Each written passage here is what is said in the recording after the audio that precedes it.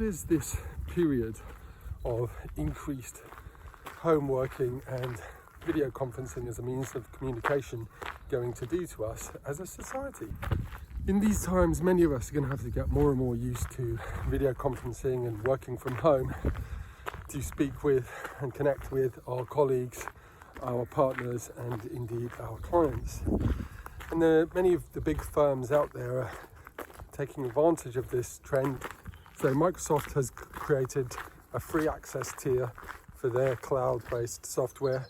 Google have done exactly the same for their cloud suite, and Zoom, the video conferencing and podcasting company, have created free tiers for their systems too.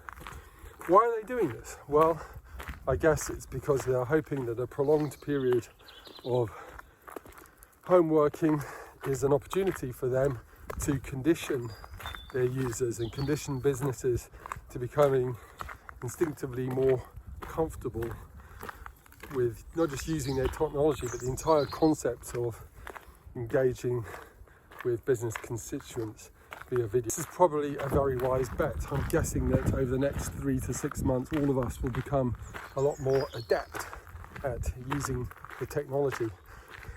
But what other trends might this period bring? Voice and video marketing communications have for a long time been on the rise. I imagine that the demand for podcasting and video marketing and video conferencing is going to continue to increase and indeed accelerate. And those companies that are able to formulate a strategy, get up and running and start implementing as quickly as possible will be the ones who achieve a significant competitive advantage over the near term. What do you think? Will the current situation drive an increase in demand for voice and video marketing communications? Let me know in the comments below.